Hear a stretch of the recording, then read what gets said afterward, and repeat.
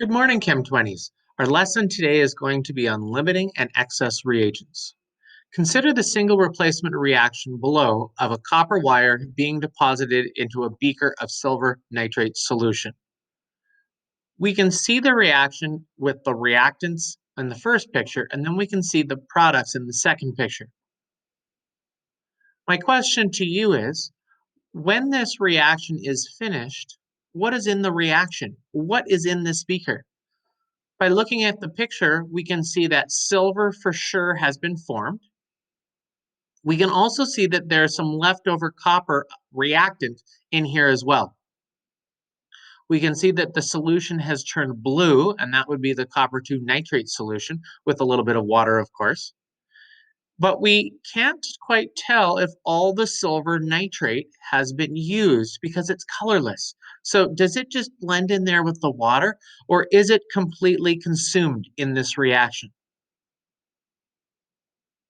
For reactions in which we care about quantities of substances involved, making sure that a measured reagent reacts completely becomes critically important. The standard method for this is to ensure that the measured reactant is a limiting reagent. A limiting reagent is the reactant whose entities are completely consumed in a reaction, meaning the reaction stops when all of this reactant is used up. Now, it stops because if it has no more of this one reactant, it can't make any more of these products because it ran out of, for a lack of a better word, ran out of an important ingredient. In order for this to occur, however, though, more of the other reactant must be present than is required for this reaction. Otherwise, we might run out of that other reactant first. So deliberately, we add a greater quantity of the reactant to this reaction so that we could call it an excess reagent. And in most cases, this greater quantity we add is usually about 10%. An excess reagent is the reactant whose entities are present in surplus amounts so that some remain after the reaction ends. So let's take a look at an example of this. So here we have an example of hot dogs and hot dog buns. Okay, if we want to make sure that we run out of hot dog buns, we for sure add too many hot dogs.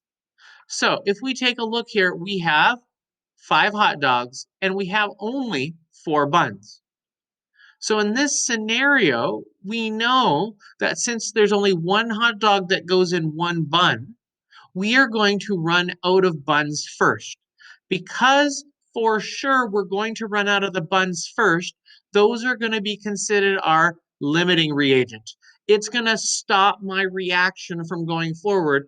I can't make any more hot dogs with buns if I run out of buns. So buns is going to be the thing that limits the number of products I can make. Because the buns limit the number of products that I make, that means when I'm done, I'm going to have an extra hot dog left over. That means that's going to be my excess reagent.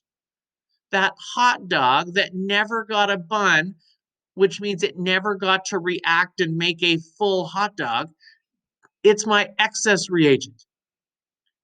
Now, the 4 perfectly made hot dogs and buns that we did produce, that is what, if we think back from when we did percent yield, this is literally the stoichiometry part where we can predict the maximum amount of completed hot dogs we can make. And that then would be considered my theoretical yield. So we looked at this in picture form, something easy and cheesy that I know we all know how to handle, which is hot dogs. However, let's look at this now based on numbers. So in order to determine the limiting reagent, we are going to take both quantities that we know from the reactant and we are going to convert them into moles. After we do that, we're then going to use the mole ratio and we're going to convert them using a mole ratio into moles of one of my products. It doesn't really matter which product you choose. Each product is exactly the same. It'll help us to determine the limiting reagent. However, if you read the question, it might give you a guide on which one to choose because you might have to do more steps after calculating who is the limiting reagent. And thirdly, once doing the mole ratio step, whichever reactant after doing the mole ratio step has the smallest number of moles, that's the substance that's going to get used up first. We're going to run out of that ingredient first. Therefore, that is our limiting reagent. So here's an example we're going to do. Take a second, copy the example, and I would even say go as far as write down your knowns and unknowns appropriately underneath the correct sections. So calcium hydroxide reacts with phosphoric acid to form calcium, phosphate, and water, according to the following looks like a balanced chemical reaction. If 7.4 grams of calcium hydroxide are reacted with 9.8 grams of phosphoric acid, what is the limiting reagent? So what we would like to do here is we would like to grab a pen, and I'm going to grab green as always.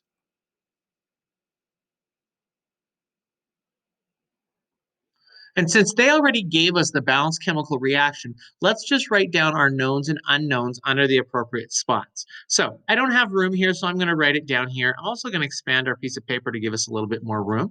So we have 7.4 grams of calcium hydroxide. So I'm going to line it up here.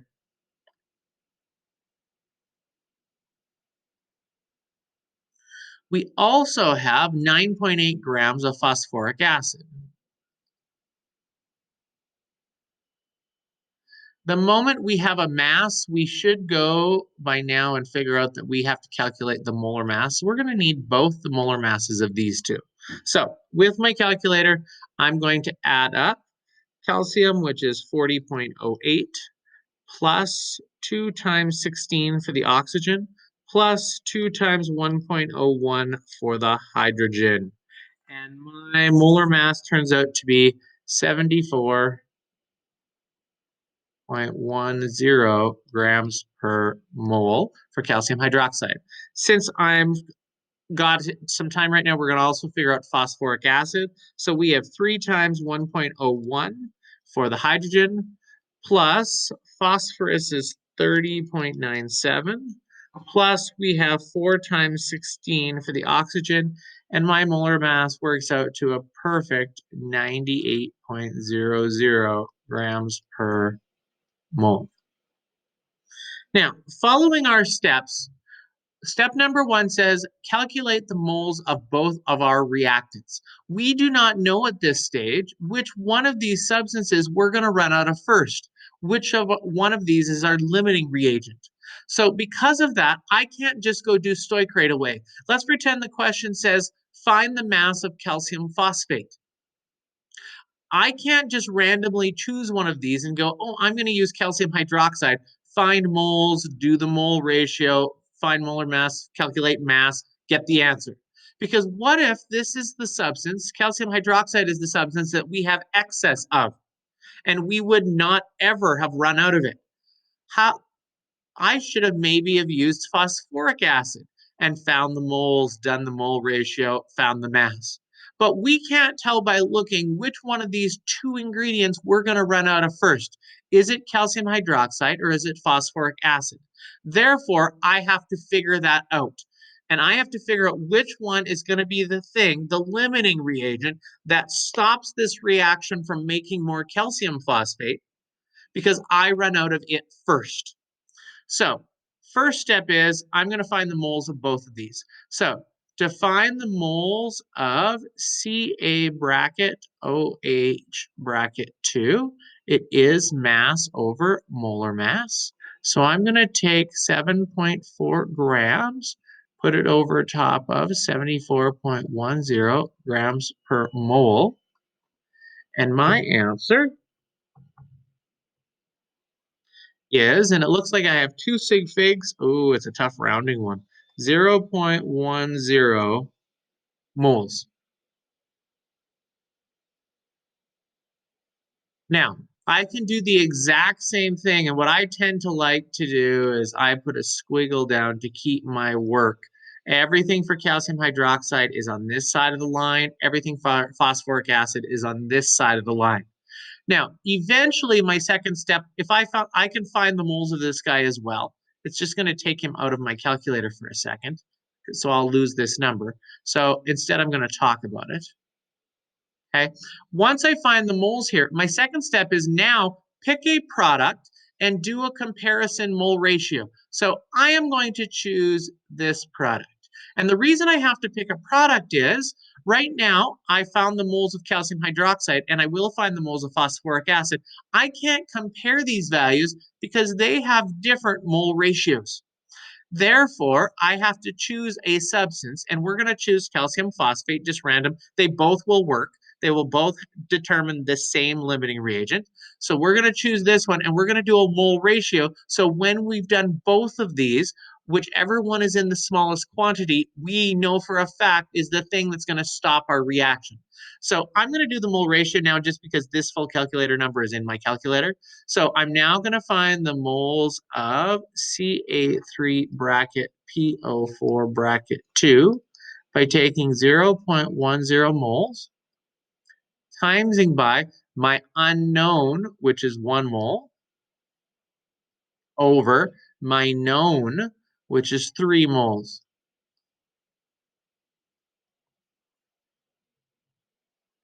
And I'm going to get 0.033 moles of calcium phosphate by using calcium hydroxide. Okay, we're going to do the whole thing again. This time we're going to find the moles of phosphoric acid. So I have 9.8 grams over 98.00 grams per mole. So 9.8 divided by 98, and that's easy, that's 0.1. So we would see these guys are even. They don't have to be, but in this case they are. So now that I know the moles of phosphoric acid, we're going to again compare to the same product. So we chose calcium phosphate. So let's find the moles of Ca3 bracket PO4 bracket 2. So take 0.10 moles, and we're going to do unknown, which is 1 mole, over known, which is 2 moles.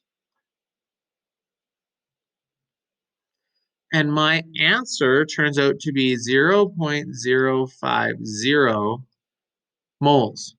Now we can compare these two values because we are comparing them evenly. Well, I think it's obvious to say, hey, this guy over here, the one that came from calcium hydroxide, it's a smaller number of moles, which means because he's the smaller quantity, we know for a fact that calcium hydroxide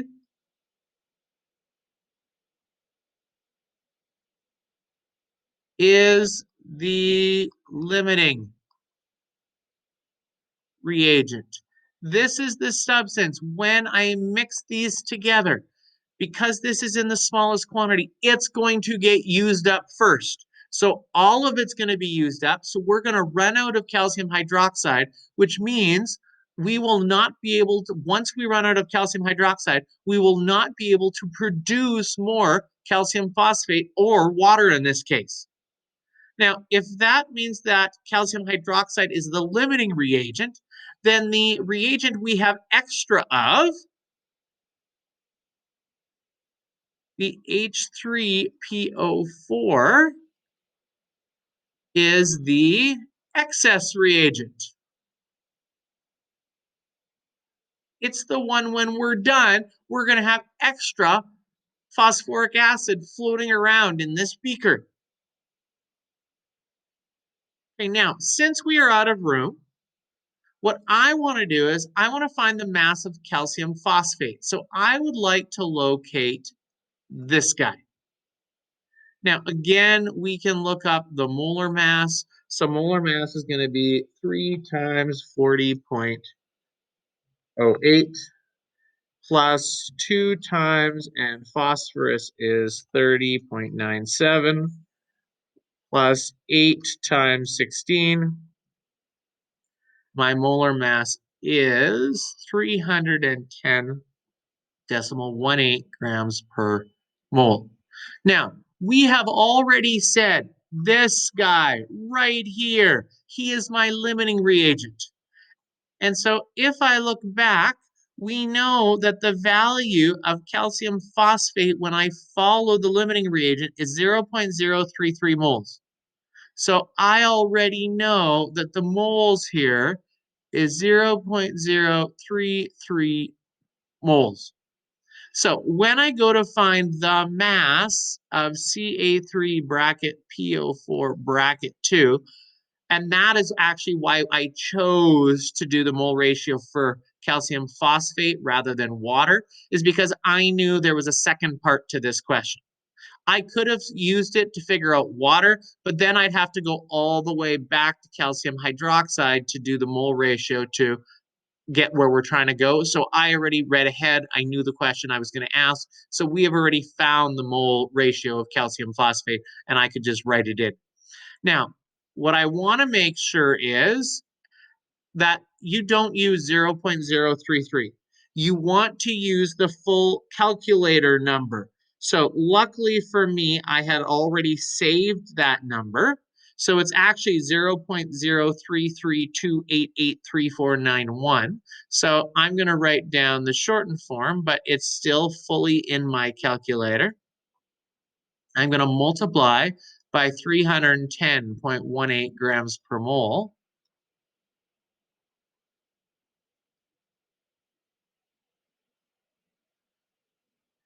And I get 10 grams as my, and I guess I got to put a dot there if I want to have two sig days, as my answer.